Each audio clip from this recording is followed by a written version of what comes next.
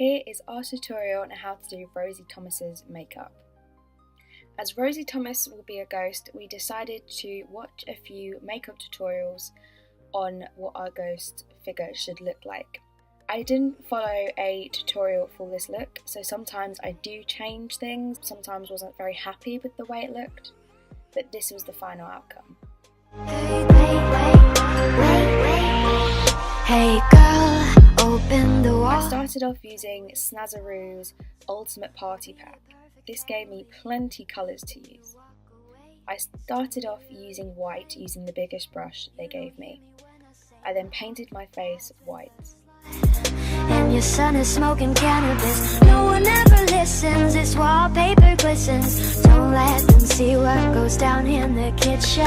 Places, getting you places. Throw on your dress and put on your doll faces. Everyone thinks that we're perfect. I then decided to paint my neck and my chest white so then I could play around with different kinds of effects to make her look a lot skinnier. Be a good sister, everyone thinks that we're perfect. Please don't let them look through the curtains. COLLHOUSE, I see things that nobody. I then went over my eyes. LHOUSE. To really look skinny, I decided to paint around my collarbones. To do this, I used a tiny bit of black face paint on the smallest brush they gave me, and I pushed my shoulders forward and traced the outline of my shoulder blades.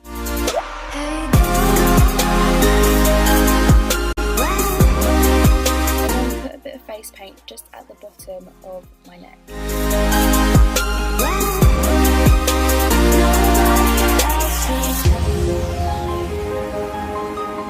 Next, I use a bit of black face paint just underneath my cheekbone.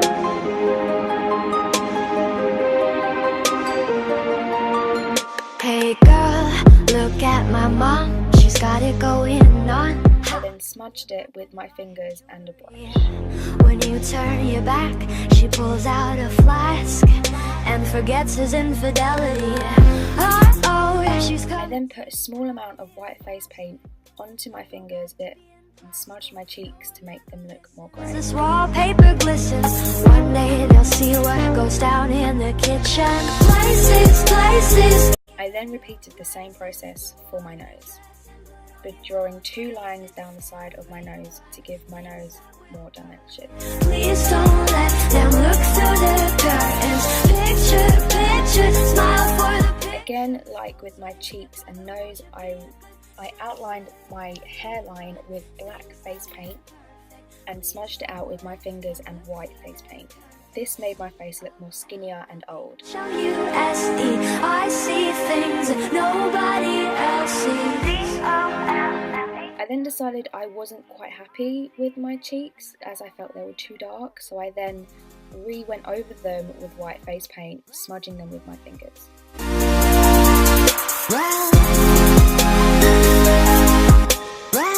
I then did the same process for the paint on my collarbones, making them look less dark and more grey.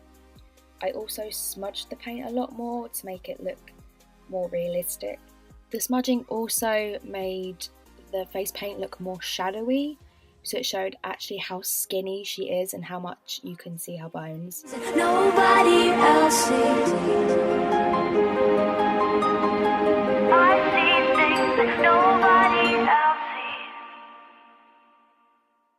I realised I still wasn't happy with the way my cheeks look, so I then went over them with a sponge. This then made my cheeks look a lot more grey. I mixed a tiny bit of black face paint and grey face paint, and again drew lines underneath my cheekbones and smudged them out with my fingers. I then blended it with my fingers and a sponge. I was a lot more happy with this result as it looked more natural and it didn't look like two big blotches on my cheeks. I then added a bit more white face paint to my collarbones, blending it out with my sponge. For the eyes, all I did was add a tiny bit of black face paint onto my brush, and I literally just drew it around my eyes, again blending them with my fingers.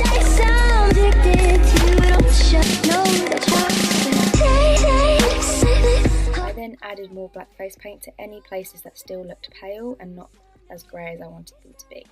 This gave my eyes more dimension, and again making my face look very skinny and old.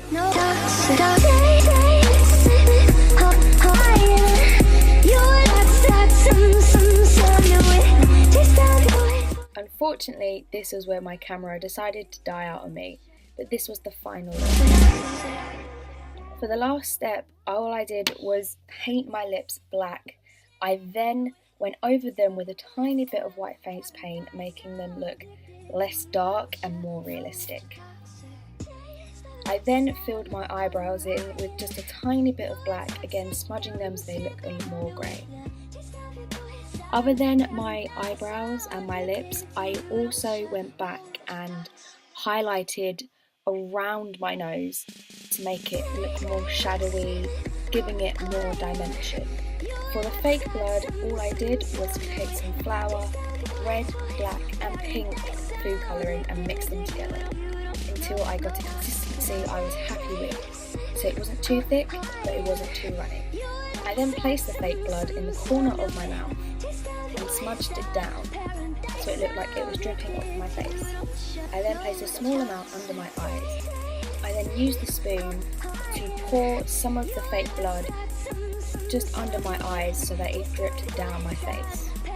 As for the hair, we are originally going to go for a black wig that we will put into plaits, but for the moment I've just put my hair into plaits. So that was Rosie's tutorial on how to do her ghost makeup.